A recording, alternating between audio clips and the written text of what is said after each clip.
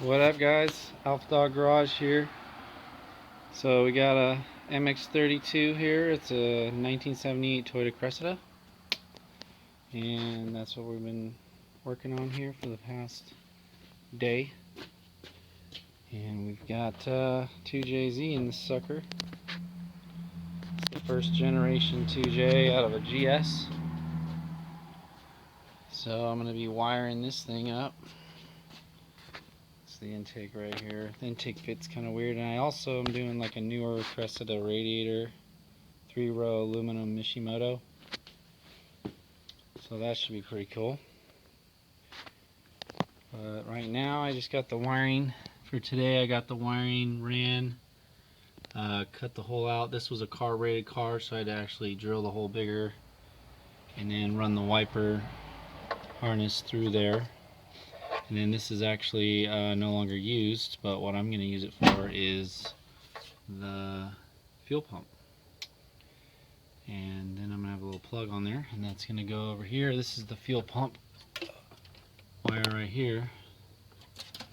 So you just run the wiring right here down to the fuel pump, which I mounted right here on the bracket on the manifold there. Intake manifold bracket. That way you don't hear it, because otherwise you kind of can hear them sometimes. And then it makes it real easy because the stock fuel lines are actually right here. So you have your return, which is this little line, then you have your feed line right there, and it has the fuel filter in the back. So the filter actually keeps the pump alive because it's catching all the junk before the pump gets it. And then these are a pretty much bolt-in setup on this car. It's originally a 4M, which is a 2.5. It's a little slow, but it's a torque monster. 4M's a pretty good motor too for a daily, but this is definitely an upgrade. But Excessive makes the mounts, so it's pretty much bolt-in. You can see them down there. You can get he got the solid, the like poly mounts. You can actually use the stock 4M rubber mounts, and then use the plates from Excessive, and then it bolts in. The rear cross member on this one, because it's a 78, it's a little tricky on the cross member. You got to do some modifying to make it work, but I know there's a couple cross members out there that work. I think it's A86 or something like that. Once I get to my car, I'll probably be doing some videos on the same thing.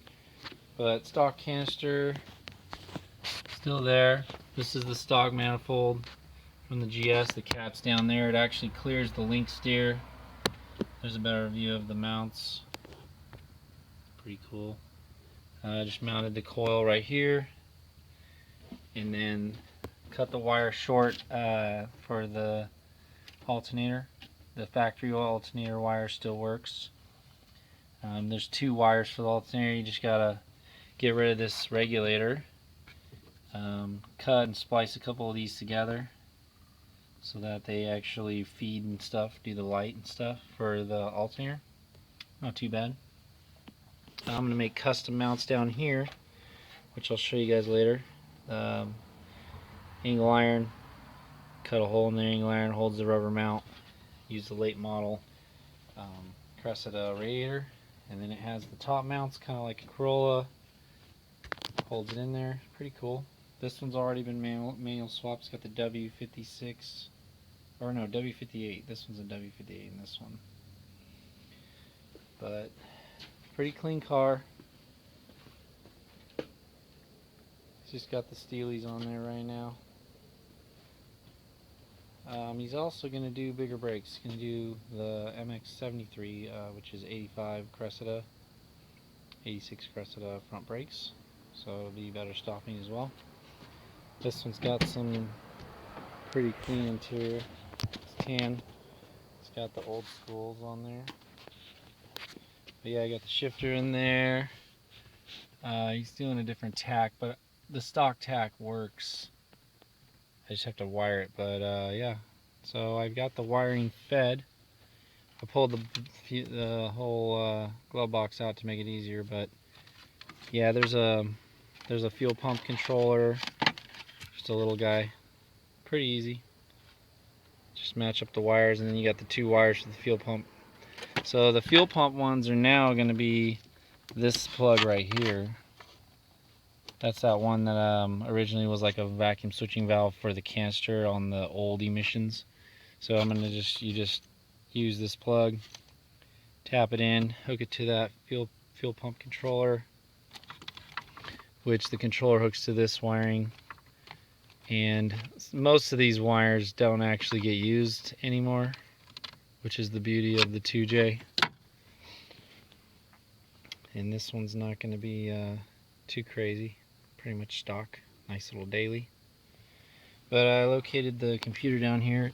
It works pretty good this way, I think is the best, but there's a panel that actually covers this panel right here. Where is it? This panel actually goes back in there. It's pretty clean little setup, if I can get it to go in. But yeah, it's something like that. I mean, you can kind of see it, but on these cars there's just no room. So I think this one's a little bit better. I might put a little finish panel over that so you don't really see it, but yep, pretty cool. A little bit cleaner than the last one I did.